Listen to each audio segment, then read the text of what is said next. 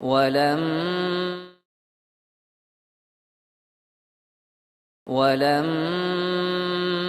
جاء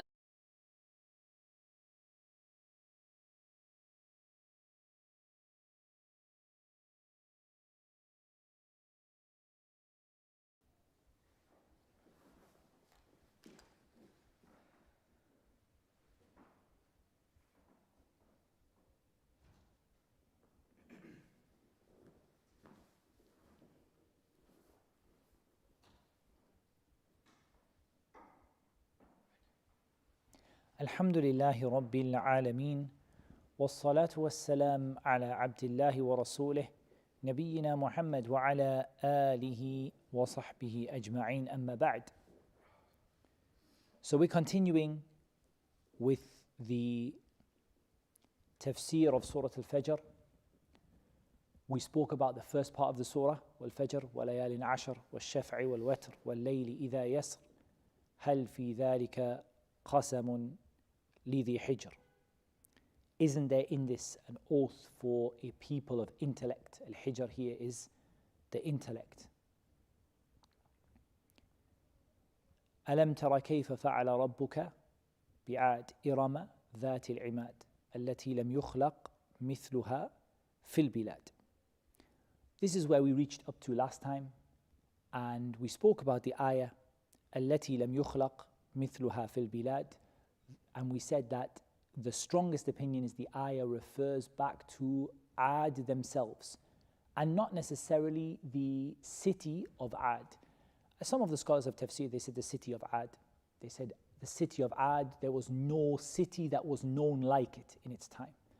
But the word yukhlaq here usually, it's not a must, but usually the word khalaqa is usually used for Allah's creation of mankind and the heavens and the earth. And it's rare that we use the word khalaqa for a person. We can use the word khalaqa as in someone made it. We can, but it's not usual. We don't use it very often. There is an example in the Quran. Can you think of the example in the Quran of using in Surah Al Imran, Surah Al Imran, if I'm not mistaken, Surah Al-Ma'idah as well. Surah Al Imran comes to mind. Using the word khalaqa or akhluqu without Surah Al Imran as a person creating something instead of Allah creating something.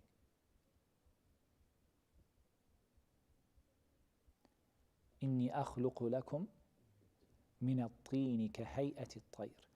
Isa alayhi salam, he said, I create for you from clay a bird, like the shape of a bird. So the word create here, of course, Isa did not create the clay. Allah Azza wa Jal created the clay. But the word akhluqu here, I fashion for you, I make the shape of it. And then it becomes a bird by the permission of Allah Azza wa Jal. So it can be used. Allah Azza wa Jal said, وَتَخْلُقُونَ إِفْكًا. You invent a lie. So this can also be used for a person, but it's not very common. The most common is the word خَلَقَ يَخْلُقُ is used for when Allah Azza wa Jal, for the creation of Allah subhanahu wa ta'ala, that Allah Azza wa Jal creates. So we think that the strongest opinion about the ayah التي لم يخلق مثلها في البلاد is that it refers to Ad themselves. That Ad, no one knew anyone like them in their country, in their place, in their time. Nobody knew anyone like Ad.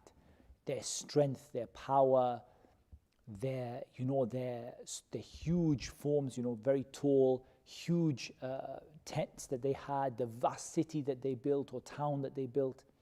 Nobody knew anything like it. So we came to the statement of Allah Azza wa Jal regarding Thamud. وَثَمُودَ الَّذِينَ جَابُوا الصَّخْرَ بِالْوَادِ. Thamud are another group of people, another nation, who came very, very close to Ad. And that's why often in the Quran they're mentioned together, right? They came very, very close. It's said that they are Thamud bin Abir ibn Iram bin Sam ibn Nuh. And between them and Ad is just one, Thamud, son of Abir, son of Iram. And between them and Ad, very, very close. One forefather, one ancestor, or two. Between them and between Ad. Ad were destroyed. Ad were wiped out. And yet, within one generation, the people didn't learn. They went back to the exact same thing that those people were doing from al-kufr, tughyan, disbelief and transgression and so on. وَثَمُودَ الَّذِينَ جَابُوا الصَّخْرَ بِالْوَادِ Jabu, the word jabu here means to cleave or to split apart. Jabu sakhr. A sakhr is a vast stone, like a rock. They used to cleave rocks bilwad, in the wadi. They used to cleave, in other words, carve holes or houses. They used to carve from the mountain. Bilwad, in the wadi, the one that is known as Wadi al-Qura, the one that's known as the valley of Thamud, or the valley of the towns, and which is well known, where they have until today it still exists, where they have carved the homes into the mountains. So Allah Azza wa Jalla said, وَثَمُودَ الَّذِينَ جَابُوا الصَّخْرَ بِالْوَادِ. They split open the mountains. And the rocks, they carved them apart in that particular valley. And they were fooled by what they had. They were fooled by that strength that they had. And Allah Azza wa Jal mentioned this in different places. وَتَنْحِتُونَ مِنَ الْجِبَالِ بُيُوتًا. And you carve out of the mountains homes. And they went to the mountains and they carved their homes out of the mountains. If you've seen the pictures are available until today. That you can see how they carved huge homes out of the mountain. And they were fooled by that strength that they had and what Allah Azza wa Jalla had given them from these vast homes in these mountains. And they believed that they would not be seized the way that Ad was seized. وَثَمُودَ الَّذِينَ جَابُوا الصَّخْرَ بِالْوَادِ.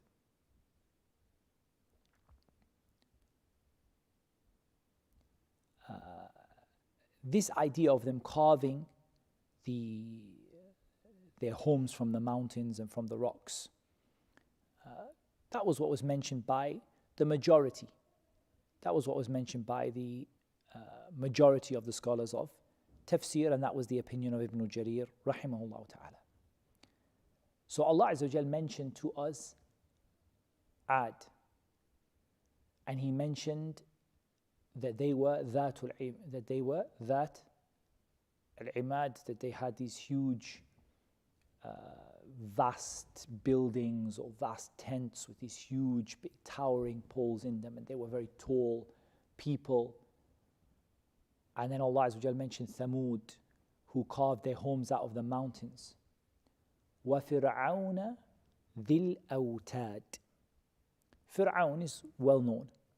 Fir'aun in the first place is a title, not a name, right? Fir'aun is a title, not a name. So Fir'aun is a title that is given to every ruler at that time, that dynasty of the rulers of Egypt, every ruler was called Fir'aun. Like every ruler in Rome was called Qaisar, Caesar. And every ruler in Persia was called Kisra, Khosrow. At that particular time, that particular empire, everyone was called. But the Fir'aun that is mentioned in the Quran is one particular individual and not a group of them. And it's not the Fir'auna, all of the Fir'auns, but the one particular Fir'aun, the Fir'aun of the time of Musa alayhi salam. Fir'aun is described as being Dil Awtad, as the possessor of Awtad. And the word Awtad here, what it means is pegs. You know the pegs that you put up a tent with, stakes, or it doesn't have to be pegs, even stakes that you can have like metal pegs, or you can have wooden, quite strong wooden, very sharp sticks that you hammer into the ground. So any of these are called in Arabic awtad. And Allah Azza wa Jal described the mountains as they are being as awtad, that Allah Azza wa Jal created the mountains as pegs because the mountains hold the earth firm. So Allah Azza wa Jal created the mountains as awtad, as pegs, and likewise Allah subhanahu wa ta'ala describes Fir'aun as possessing these stakes or pegs. So what is the meaning of this? Here, there are a number of different opinions from the scholars of tafsir. It's narrated from Ibn Abbas with a weak chain of narration. It's not as strong. And be careful when we say a lot of times, because Ibn Abbas is so famous for tafsir. Many times we say Ibn Abbas said, Ibn Abbas, it was narrated from Ibn Abbas radiyallahu anhuma. But you do have to check that it's that narration to Ibn Abbas is authentic. This one is not. But he said, in any case, it's narrated that they are al-junud, the army of Fir'aun, because they were the ones who strengthened his reign. And Fir'aun was a tyrant. But how does a tyrant control a country? How does Fir'aun control an entire country?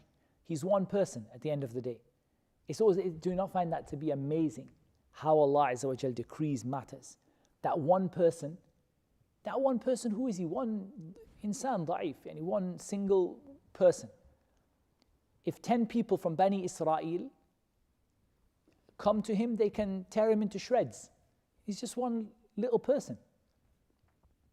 But Allah Azza wa Jal decreed that Fir'aun controlled through what? Through authority, through a certain degree of power.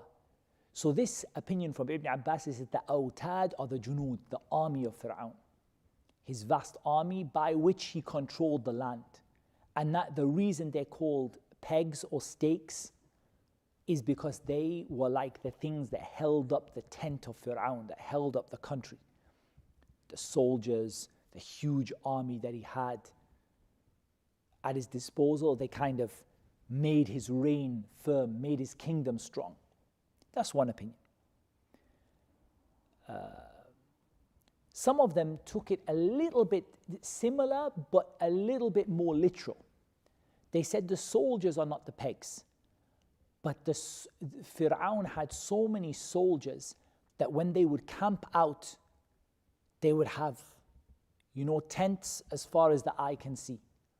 And so there would be many, many pegs that would be used to keep the tents, these huge tents of all these, this vast army that Fir'aun has, that they would be kept up with the pegs. That's one opinion. And there are other opinions that are mentioned as well regarding this statement of Fir'aun. The other thing, or one of the other opinions which is mentioned, is that Fir'aun, and this is another mainstream opinion, that Fir'aun used to torture people at the stake. I don't know if you've ever heard of that, being burnt at the stake or tortured at the stake. So they take a huge, if you like, a huge stick or a huge stake that is made like a peg with a sharp end, and they drive it into the ground, and then they crucify the person on it, or they torture them on it, or they stab it through them, or they hang them on it, or they punish them on it. And it said that he had these huge stakes made of metal or made of wood, and that he used to torture the people with these stakes. And so he became known as Fir'aun Dhil Awtad, Fir'aun, the one who had the stakes, and these huge sticks that were driven into the ground to crucify the people, to torture the people.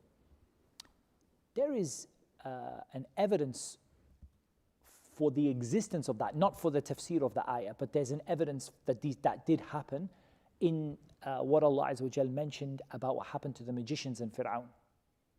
لَأُصَلِّبَنَّكُمْ فِي جُذُوعِ النَّخْلِ, I'm going to crucify you on the trunks of date palms. So Fir'aun commanded for the magicians that these huge big trunks were driven into the ground, or the trees as they were, and that the magicians were crucified on the date palms. So there is, this is not, it's certainly possible. It's certainly possible. And there are other types of torture that I mentioned, that Fir'aun used to drive stakes into their hands and legs, and all kinds of different tortures that Fir'aun did. So in effect, really what you're looking at with regard to this tafsir with regard to Fir'aun is you're looking at really one of two things. You're either looking at that Dhil Awtad refers to his army, or it refers to some means of torture that he used to torture the people with. وَفِرْعَوْنَ ذِي الْأَوْتَادِ. Now, Sheikh Dr. Khalid al-Sabt mentioned a very, very, very beneficial point here. He mentioned that none of the Salaf said that the Awtad refer to the pyramids. You might hear this in modern, some people mention it. Like people, everybody loves, al-gharaib and tatabbu' al-gharaib, like looking for weird opinions that nobody ever said and bringing it out. Look, nobody understood the Quran until today. And people love to do that, right? You find people who are not well grounded in knowledge, and they like to bring out things that nobody else knew about. Just like to have something unique to them. This is mine and nobody else knew about it except me. So some of them might bring out and say the Awtad here are the pyramids. These huge, big, stakes driven into the ground. A pyramid's kind of like an upside down peg or something like that. It's the pyramids. Except, and he mentioned this, that you can't find any of the Salaf who connected the pyramids to Fir'aun. This is very interesting. He said generally the Salaf were not typically of the opinion that the pyramids came from Fir'aun in the first place. They actually, in the books of history, the general feeling is that the pyramids came before Fir'aun. Some of them said they came from Idris alayhi salam. Some of them said they came just after Nuh. Some of them said before Nuh, and various different opinions. But generally speaking, the Muslims as a whole, classically the Muslims did not generally believe that the pyramids came from the pharaohs. And the Sheikh, he suggests that the first people to say that the pyramids came from the pharaohs were the French and British, what do they call them? What's the name for them? Archaeologists. who came from Europe and who uncovered the Sphinx and that shaitan idol and all that stuff. They took it out from the ground and then they gave it that pride of place. These French and British archaeologists, they were the ones who said this came from Fir'aun. Now we're not saying Fir'aun, some of the pharaohs were not buried in them. Some of the pharaohs be buried in them or not. But generally speaking, the Muslims typically and the people in Egypt prior to the French and British archaeologists did not typically believe the pyramids came from Fir'aun. Their feeling was that the pyramids were an ancient structure that existed and predated Fir'aun. Allah Azza wa Jal knows best. But one thing we know for sure, aside from the who built the pyramids, doesn't really concern us, but that the tafsir of the ayah, it was not from the tafsir of the Salaf to say that the ayah refers to the pyramids.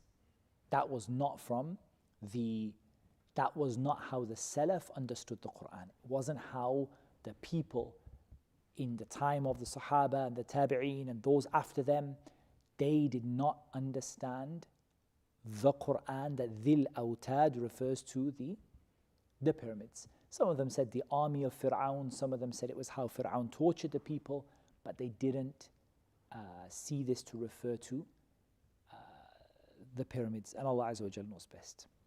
الَّذِينَ طَغَوْا فِي الْبِلَادِ, those who transgressed and oppressed the people throughout the lands. Here, who does it refer to? الَّذِينَ طَغَوْا فِي الْبِلَادِ. Is it Fir'aun? Is it the army of Fir'aun? Is it Ad? Is it Thamud? Those who transgressed throughout the lands. فَأَكْثَرُوا فِيهَا الْفَسَادِ, and they corrupted a vast amount of the earth. Who does it refer to? Is the chat working today? Yeah, we've got to give them 10 seconds to answer, because it takes 10 seconds for the question to reach them.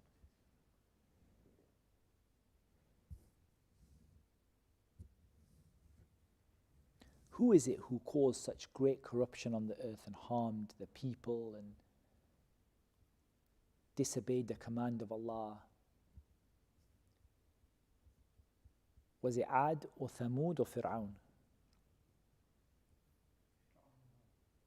Fir'aun. The general Ad. Okay. Anyone think Thamud?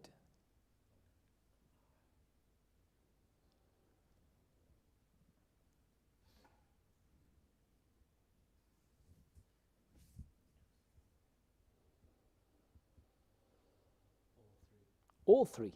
Know that Allah Azza wa Jal described Thamud specifically and said, يُفْسِدُونَ فِي الْأَرْضِ, they caused corruption on the earth. لَا يُصْلِحُونَ, they didn't make things right. There were terrible examples in all of them, all three of them. الَّذِينَ طَغَوْا فِي الْبِلَادِ, those people who oppressed on the earth. فَأَكْثَرُوا فِيهَا الْفَسَادِ فَصَبَّ عَلَيْهِمْ رَبُّكَ سَوْطَ عَذَابٍ. Here the fa, what it tells us, the fa in fasabba, it tells us that this is the recompense of the people who do this action. And whoever does this action, this is what is going to happen to them. And whoever causes tyranny on the earth, oppression on the earth, hurts the people, harms the people, disobeys Allah Azza wa Jal, corrupts people, corrupts the earth, corrupts the cities, فَصَبَّ عَلَيْهِمْ رَبُّكَ سَوْطَ عَذَابٍ. Allah is going to send upon them سَوْطَ عَذَابٍ, His punishment. Okay.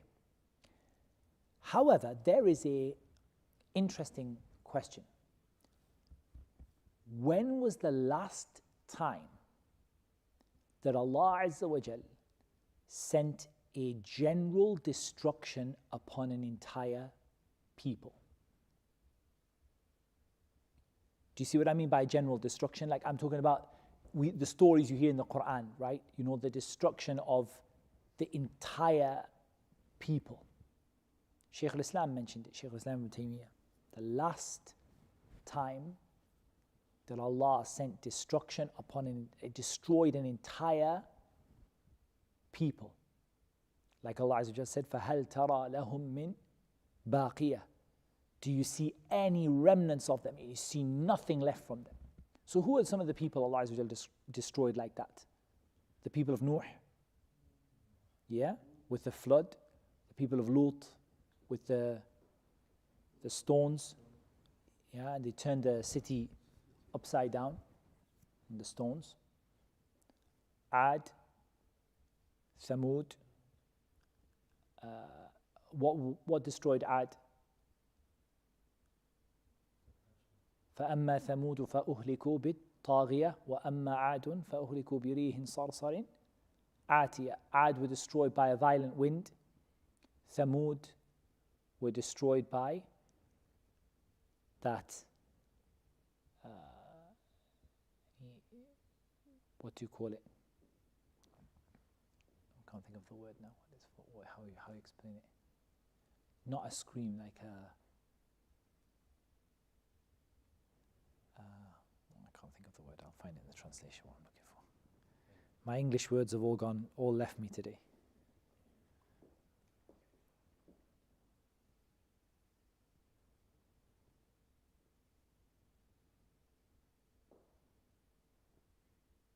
A blast. That's what I was looking for. That's what I was looking for. Taghiya. And they were overpowered instantly, and it's like a sayha, like a scream or like a blast. Okay.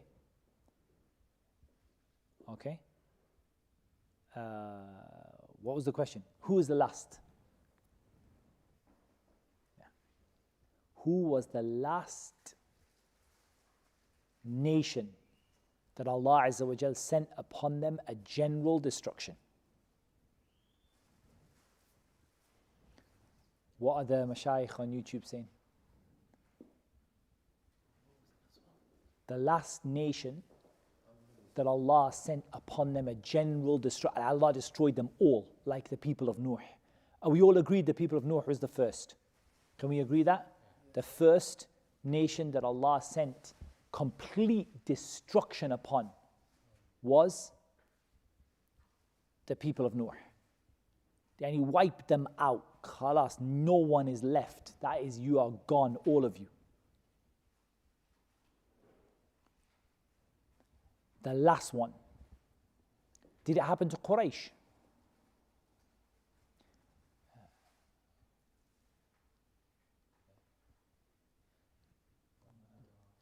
What did Allah say about Quraysh?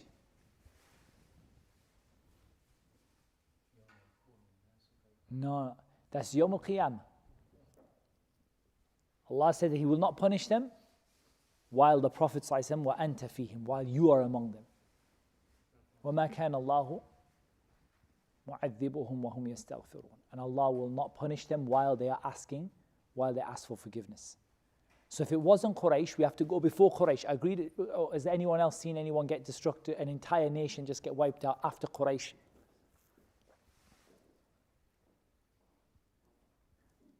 What are the people of Musa? Sahih.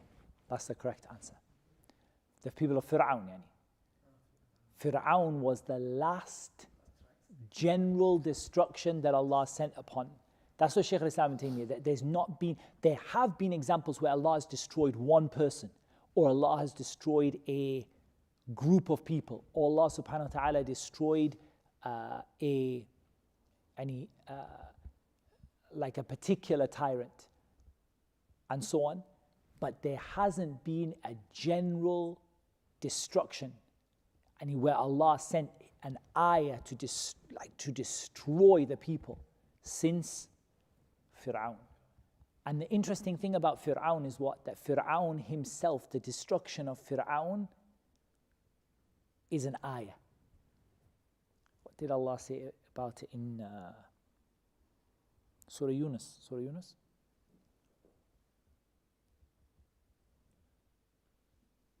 لِتَكُونَ لِمَنْ خَلْفَكَ آيَةٌ. So that your body, we're gonna save your body, we're gonna save you and your body, we're gonna preserve your body so that you can be a sign for everyone else who comes after you. So what that means is that Allah Azza wa Jal destroyed these nations as a sign. After Fir'aun, what happened is that Allah Azza wa Jal destroyed individuals like that. Allah Azza wa Jal destroyed particular individuals, families, a particular group of people. But an entire nation, the last that we know of, wal ilmu inda Allah, and Allah Azza wa Jal knows better, is that the last is Fir'aun. فَصَبَّ عَلَيْهِمْ. Allah Azza wa Jal used the word sabba. Sabba, it means he sent it down, but the word sabba is like he poured it upon them.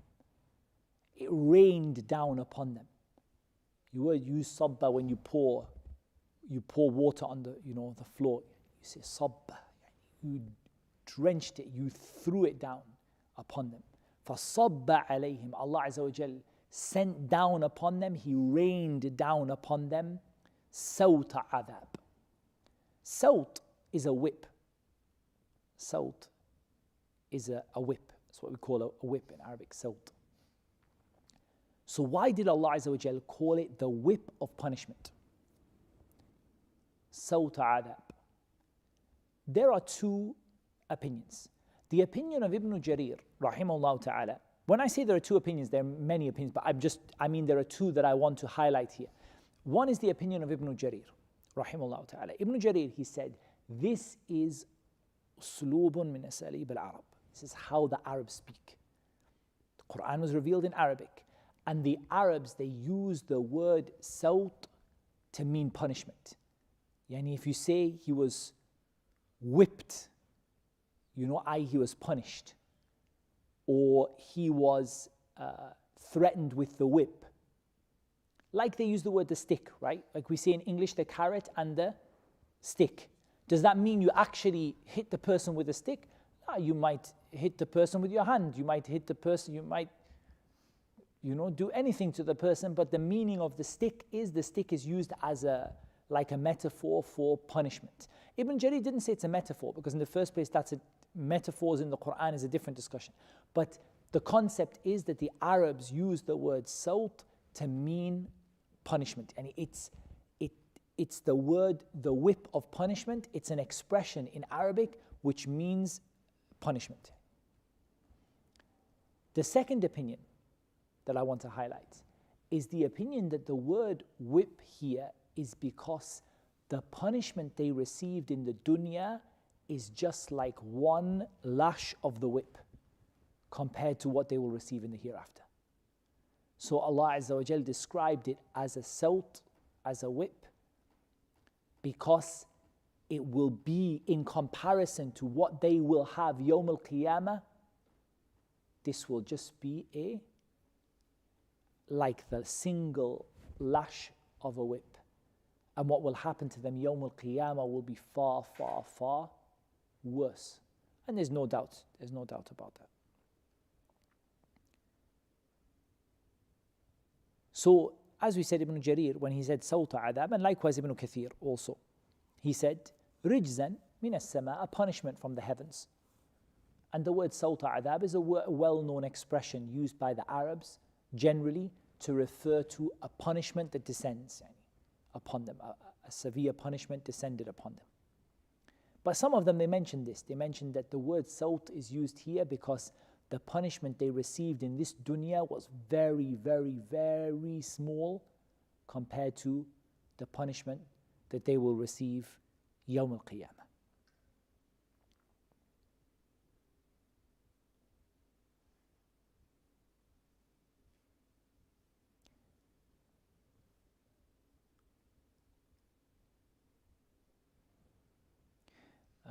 إن ربك لبالمرصاد.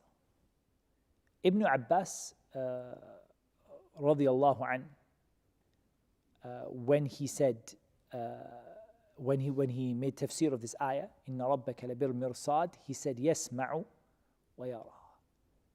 Allah sees everything, Allah hears everything that you do, and Allah sees everything that you do.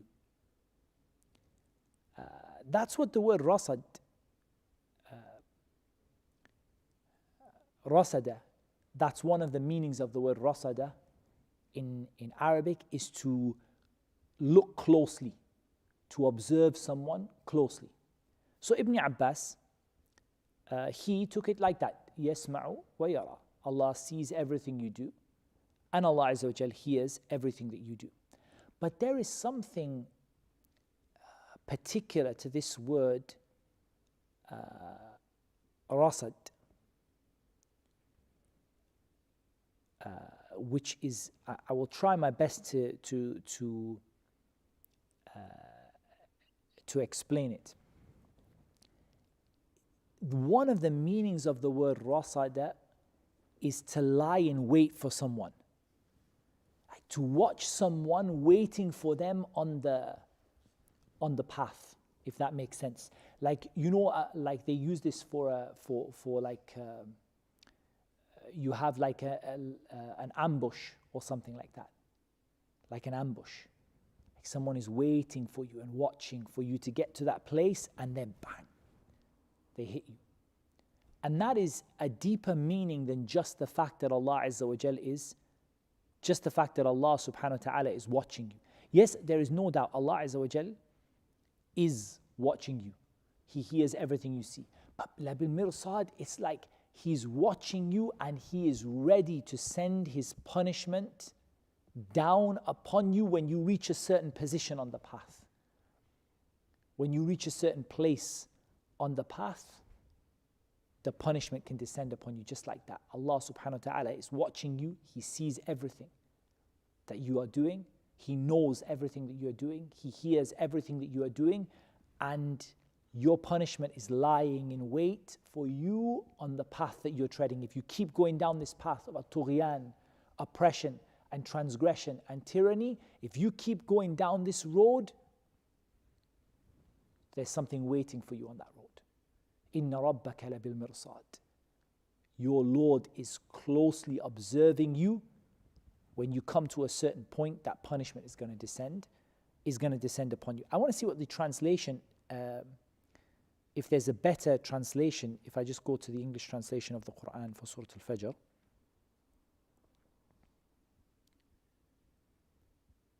And I bring, as always, all of the English translations up. See if any of them captured this meaning in English. Ever watchful,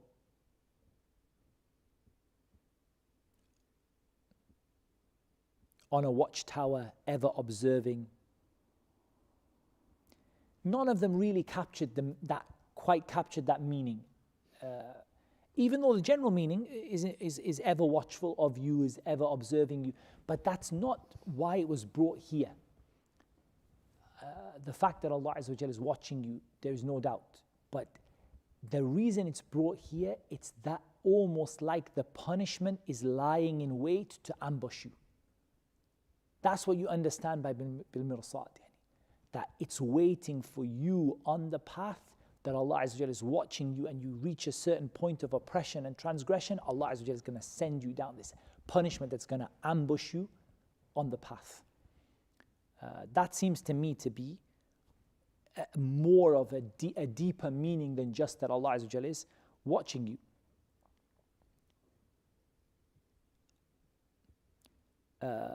Ibn Kathir, rahimahullah ta'ala, he mentioned that this is both in the dunya and the akhirah. Likewise, if I'm not mistaken, Ibn Jarir, rahimahullah ta'ala, if I'm not mistaken, although I don't have the quote, said the same, that he took it as the dunya and the akhirah. That there is punishment waiting for you. The path Allah Azza wa Jal is watching you, is ready to yujazi, is ready to punish you or to reward you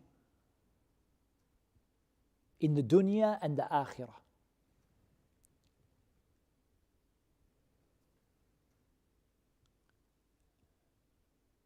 And that your path will certainly lead to Allah subhanahu wa ta'ala. And Allah Azza wa Jal is just. Allah Azza wa Jal is the most just. And these are some of the points that were mentioned here. Here, Al-Hasan wa Ikrimah, they both mentioned لَبِالْمِرْصَادِ يعني عليه طريق العباد لا يفوته أحد منهم, that Allah Azza wa Jal has taken, Allah Azza wa Jal, He's laid out a path for His creation and none of them will escape. And that's what I really wanted. Actually, that's what I was trying to find the word for. Labil mirsad, Allah is watching you and there is no escape. That's probably the best way we can translate this. Inna rabbaka labil mirsad, Allah is watching you, your Lord is watching you, and there is no escape. There is no escape, like there was no escape for Ad, there was no escape for Thamud, and there was no escape for Fir'aun. فَهَلْ تَرَى لَهُم مِّن بَاقِيَةٍ, do you see any remnants of them left? Did even one of them survive to tell the story? فَهَلْ تَرَى لَهُم مِّن بَاقِيَةٍ, do you see anything left from them?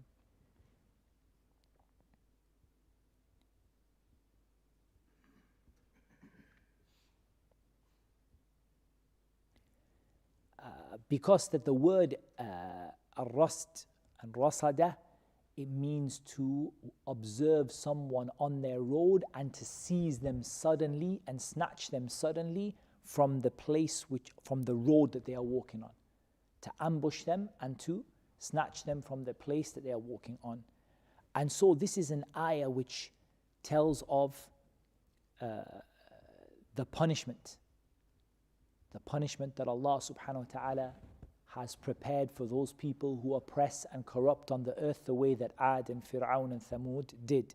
Ibn Jarir, he did say, I found a quote from Ibn Jarir, that Ibn Jarir, he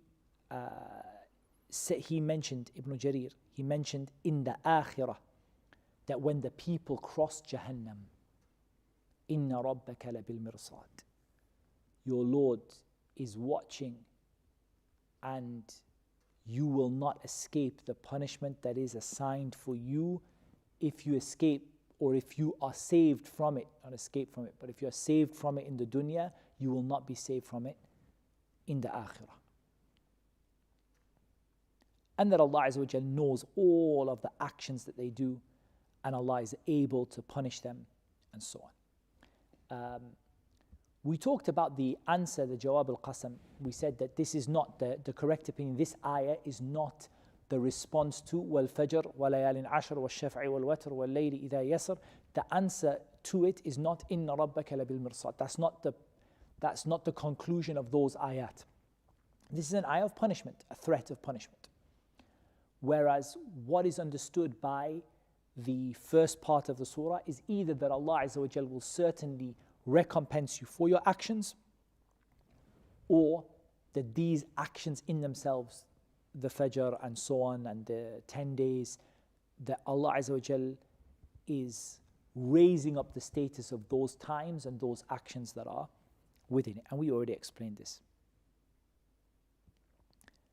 Then Allah Azza wa Jal said, فأما الإنسان إذا ما ابتلاه ربه فأكرمه ونعمه فيقول ربي أكرمن وأما إذا ما ابتلاه فقدر عليه رزقه فيقول ربي أهانا كلا بل لا تكرمون اليتيم. Allah Azza wa Jal goes on now, Jalla fi ula, to tell us about the situation of mankind. And whenever you hear a negative thing said about mankind, how do we understand it? Does it refer to the Muslim? Does it refer to the Kafir? Does it refer to both? When Allah says something negative about إِنَّهُ كَانَ ظَلُومًا جَهُولًا, he was extremely oppressive and extremely ignorant. Allah said about insan, about mankind. Mankind was oppressive. Mankind was ignorant. Is this all of mankind, or is it the Muslims or the non-Muslims only, or all of them? What about the prophets? What about the Prophet ﷺ, Sahaba?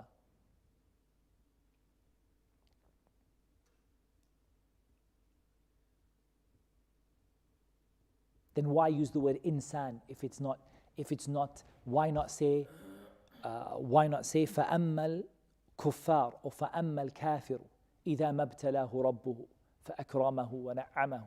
Why mention insan? Why not mention that if it's the disbeliever, why not say the disbeliever? There's a latifa and subtle, something subtle in this. Because the Muslims also, what about the Prophet ﷺ? We're not talking about the Prophet ﷺ. Good. Beautiful. I agree with you. We're not talking about the Prophet ﷺ. But you can't then say it's the Muslims, but it's not the Prophets. Okay, what about Sahaba? What about Abu Bakr? And the companions. What Abuk, come on.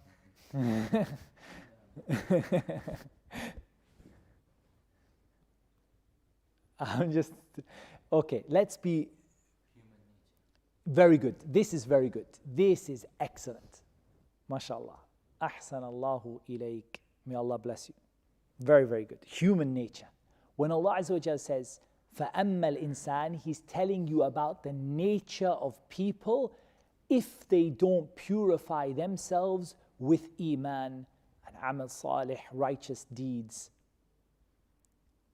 Yeah? And so on. That's the situation. This is human nature. It's human nature. If people don't correct themselves and purify themselves through what? What do we call the process of purifying yourself? What do we call that in Islam? The process of purifying your soul. What do we call it? Tazkiyatun nafs. Tazkiyatun nafs. Okay? Tazkiyatun nafs is the process of purifying your soul.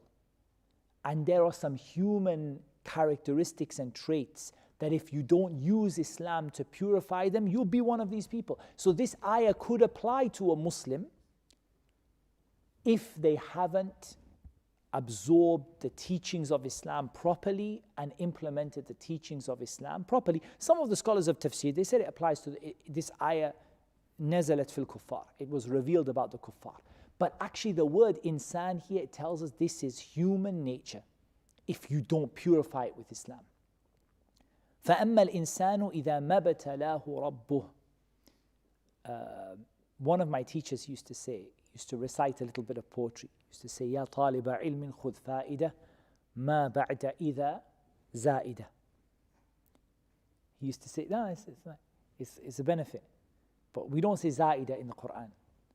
We don't say زائدة in the Quran, but it's a benefit anyway. Whenever you have the word ma after إذا, the word ma doesn't change the meaning of the word either. The word ma here is not negative.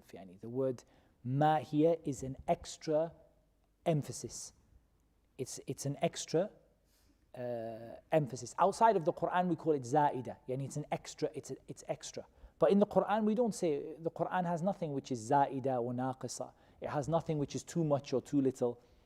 But we say that it is extra emphasis, but it doesn't change the meaning. The word ma here doesn't change the meaning. فَأَمَّا الْإِنسَانُ إِذَا مَا ابْتَلَاهُ رَبُّهُ. As for mankind, if he is tested, البلاء ابتلاه ربه. البلاء يكون, what is bala in Arabic? Is it for good or bad? البلاء. البلاء. Bad, huh? Good. خلاص. أحسنتما. You're both right. It's bad and good. البلاء ونبلوكم بالشر والخير فتنة. We test you with bad and we test you with good. So as for mankind, when he is tested by his Lord, فَأَكْرَمَهُ وَنَعَّمَهُ, and his Lord honors him. وَنَعَّمَهُ, and he gives him, he showers his blessings upon him, makes his life very nice, very beautiful life, luxurious life. Let me, instead of trying my own translation. Okay, generous and favors him, honors him and gifts him, honors him and makes his lead an easy life. Okay, I thought maybe the translation would be better. Okay. فأكرمه ونعمه فيقول ربي أكرمن. He says, my Lord has certainly honored me. Rabbi akraman here, it doesn't mean my Lord has honored me as in this is from the ni'mah of Allah. And it means that my Lord, I am His favorite servant. I am just the best person ever. Allah truly loves me. How did He judge that Allah loves him? How did He judge that Allah loves him?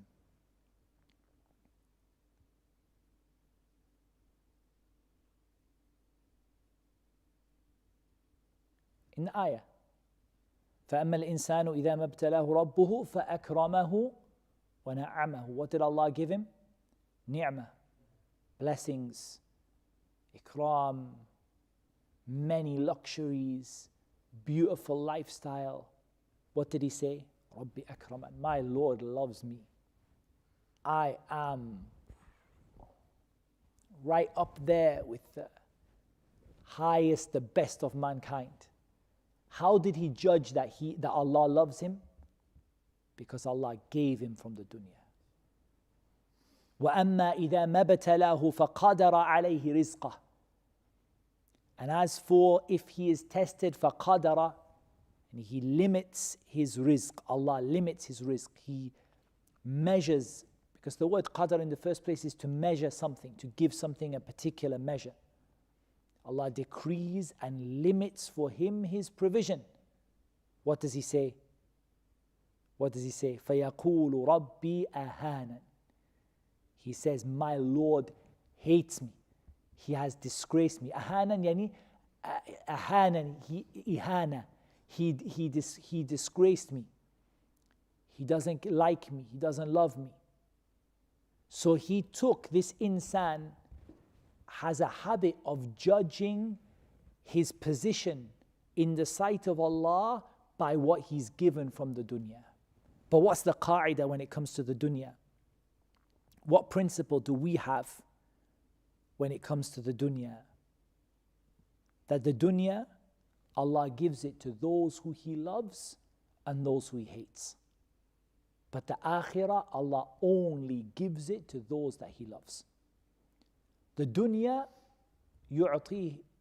Allah Azza wa Jal gives the dunya,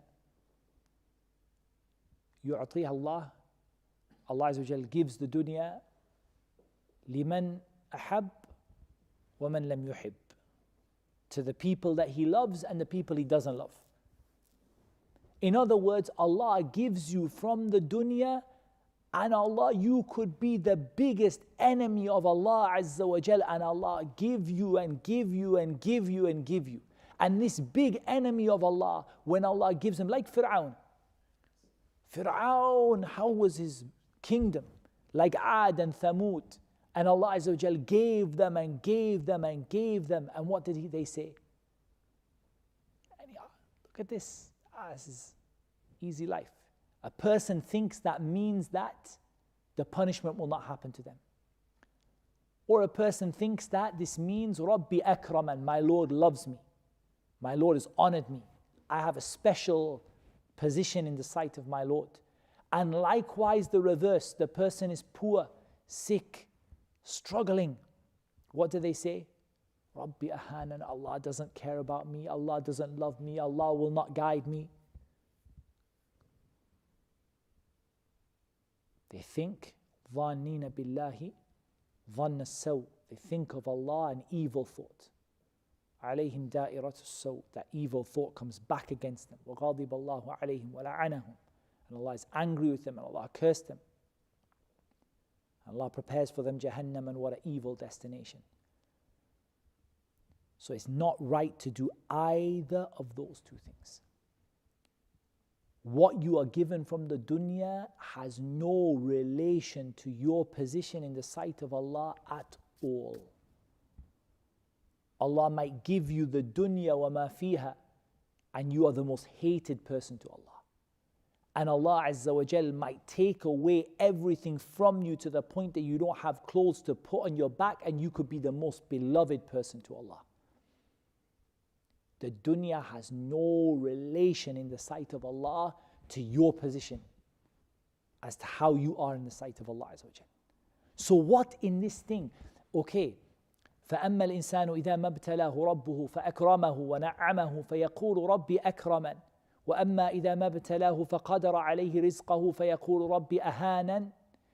Okay, if these two things happen to you, you get ikram, you get ni'am, Allah showers His blessings, or Allah makes things hard and tough for you, what distinguishes what makes you close to Allah in that situation?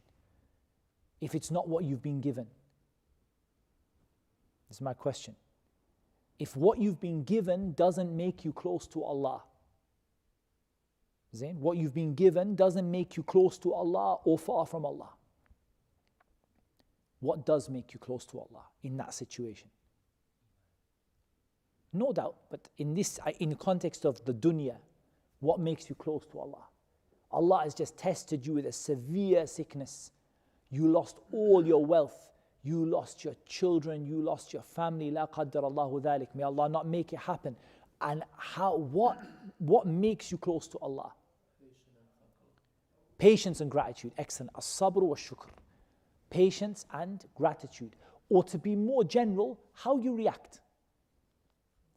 What is required from here is what Allah said, ibtalahu, Allah tested you. That's what's required from you here in this. Allah tested you. Ibtalahu, Allah put you in a test, for good or for bad. Every good that you have in this world is a test from Allah. Every bad that happens to you in this world is a test. It's an opportunity for you to get near to Allah, or it is a danger of you to go far away from Allah. How many people went to Jahannam because Allah gave them money? How many people went to Jahannam because Allah gave them hardships and poverty? These hardships and poverty and money is not what put them in Jahannam. What put them in Jahannam is the way they reacted to the hardship and the way they reacted to the money and the luxury. That's what put them in Jahannam.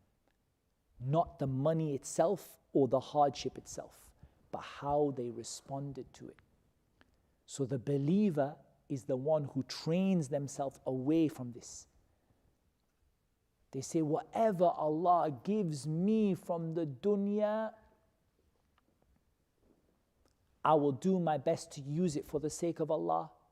I will do my best to be grateful, and I will ask Allah Azza wa Jal to make it of a benefit for me. And whatever hardships Allah puts upon me in this dunya, I will do my best to bear it with patience for the sake of Allah, to use it to get near to Allah. I will do what I can, and I will ask Allah to relieve it. Because we don't ask Allah for hardships, right? That's really important. You don't ask Allah for hardships. But hardships are a consequence of Iman. Hardships can be, because the Prophet ﷺ said, أَشَدُّ النَّاسِ بَلَاءً الْأَنْبِيَاء ثُمَّ الْأَمْثَلْ فَالْأَمْثَلْ.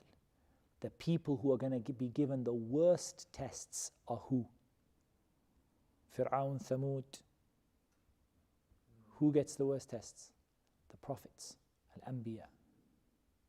ثُمَّ الْأَمْثَلْ فَالْأَمْثَلْ. Then the best of the people, then the best of the people. The Prophet ﷺ used to have a fever that was the fever of men, not the fever of one man. The prophets went through such hardships and tests and trials that nobody else could bear it. This is how Allah increases the reward of a person. So you being tested does not make you hated by Allah.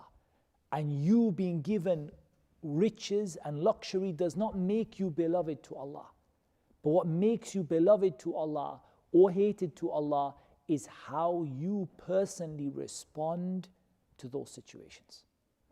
And the reality is that all of us, wallahi al-azim, every one of us, in our lives, we go through what? Which of those two do we go through? Both. Every one of us. One of it, وَتِلْكَ الْأَيَّامُ نُدَاوِلُهَا بَيْنَ النَّاسِ. These days we share it out among the people. You have days where you're living in such luxury that you think, subhanallah, how can I thank Allah for what He's given me? And you have days where you're going through such a rough time that you think, Ya Rabb, how am I going to get out of this?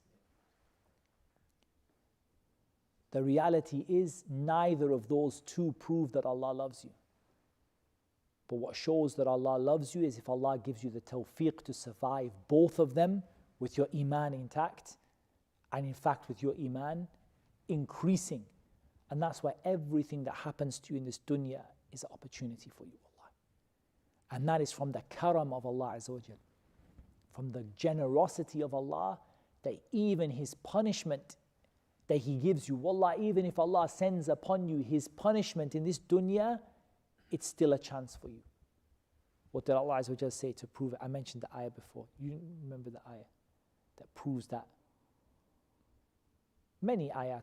For example, وَلَنُذِيقَنَّهُمْ مِنَ الْعَذَابِ الْأَدْنَى دُونَ الْعَذَابِ الْأَكْبَرِ. Why? لَعَلَّهُمْ يَرْجِعُونَ. We're going to test them with some of the small punishments instead of the major punishments so that they can return to Allah. Everything that happens to you in this dunya is a chance to come back to Allah and a chance to get what is with Allah Azza wa Jal. The last point I'm going to mention before we finish the class on this particular issue. Wallah, there's something Shaykh mentioned. Allah bless him, Allah yahfadhu. The Shaykh mentioned a very, very beautiful point. Wallah, and I benefited from it, sarah. He said, look at the tests that different people face. And look at how big those tests seem to them. And just thinking about how Allah tests the Anbiya.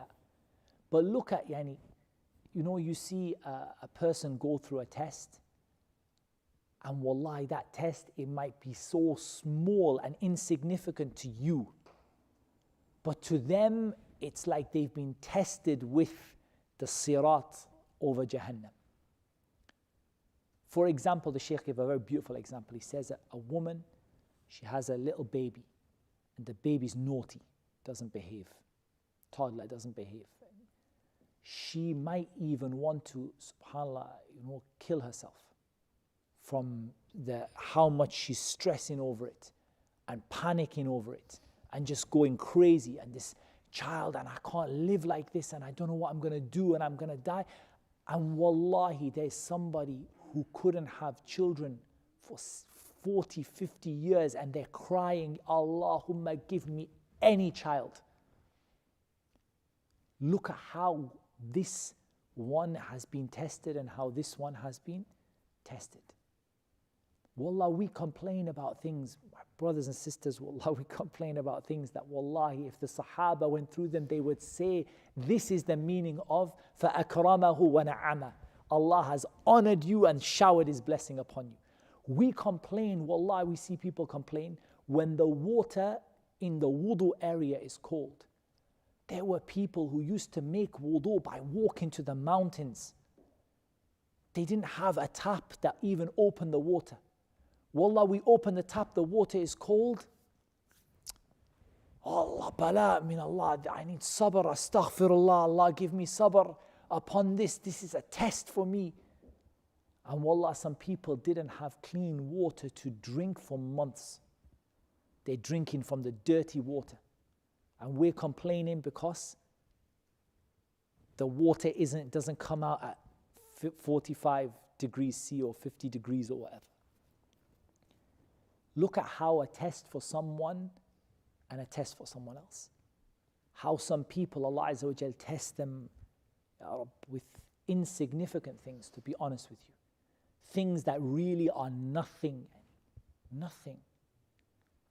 And you feel like it's a test, and wallahi, if you really examine the situation of other people, you realize, wallah, this is not a test. This is just, Allah just honored me, wallahi. Allah just honored me. And Allah blessed me, and I can't even call this a test, except it's a test of shukr.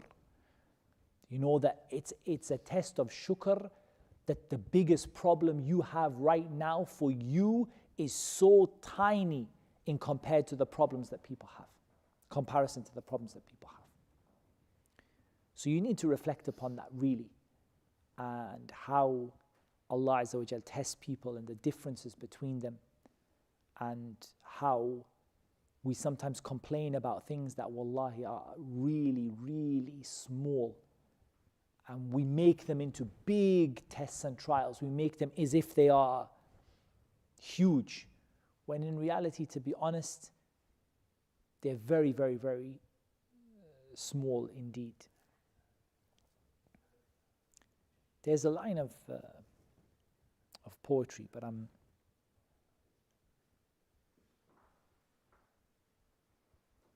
it's gone out of my mind. But it basically, the line of poetry, I might have it written down. No, anyways, it'd take me too long to find it.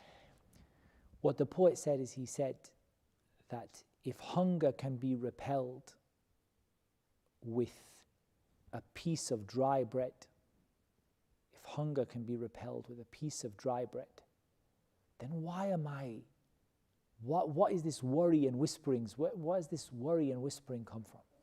Why am I sat here panicking when if hunger can be repelled by a piece of dry bread? And I'm sat here panicking as though the world is going to end, and as though my life is going to end, and as though the whole thing turned upside down. And in all honesty, why are you panicking if the world can be, if hunger can be repelled by a slice of dry bread?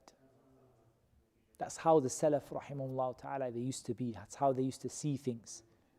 So maybe one of the things you can take from this ayah is not to make too much over your problems, and not to see your problems as being too big, but also not to see your problems meaning that Allah doesn't care for you, or that Allah Azza wa Jal isn't gonna forgive you.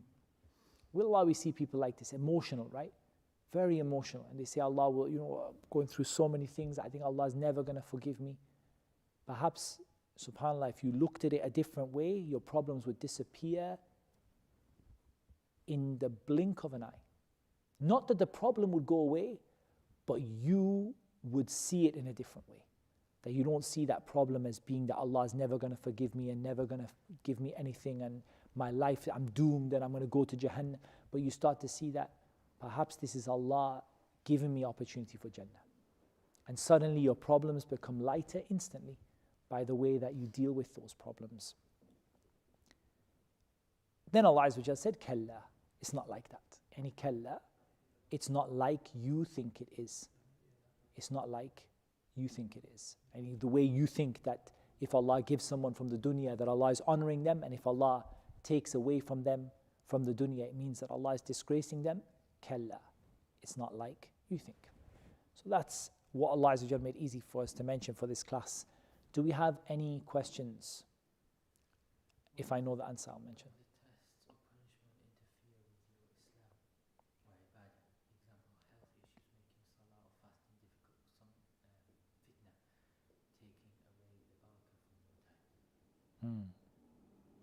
No, there are two situations here that we have to distinguish. You're going to put that on the screen so that we can, it saves me repeating the question.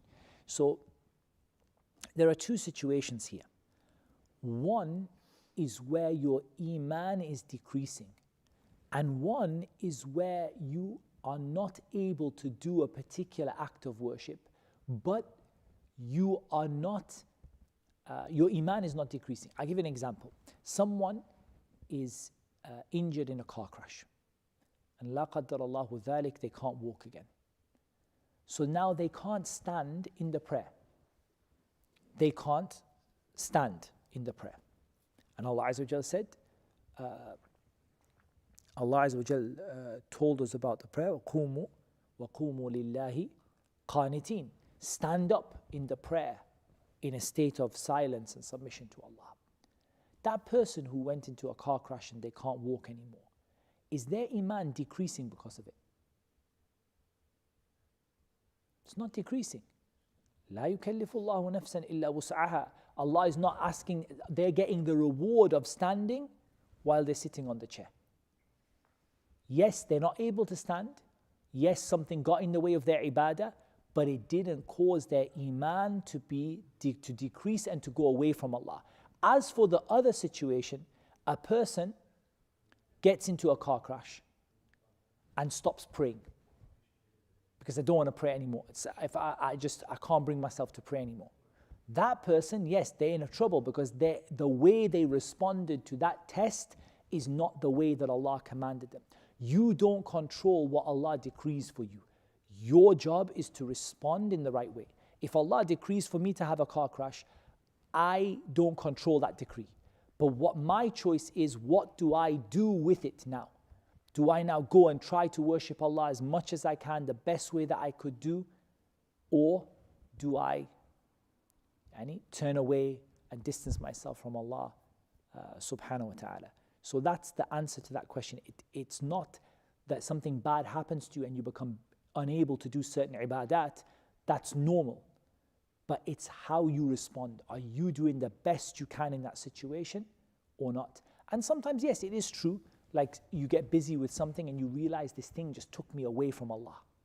That's true. Like sometimes it can be subtle. Like you got busy with a family problem and wallah, you say, look, I just stopped reading Quran. I stopped coming to the masjid. And you realize it did affect my iman. And maybe I got my priorities wrong. And yes, it was a crisis, but I should have also given my time, or I don't say should have, but I would say if I had the chance again, لو استقبلت من أمري ما استدبرت, if I got the chance again, I wouldn't distance myself like that. I would keep going, but I would also have to give more time towards this particular crisis that we were going through at that time. And Allah Azza wa Jalla knows best.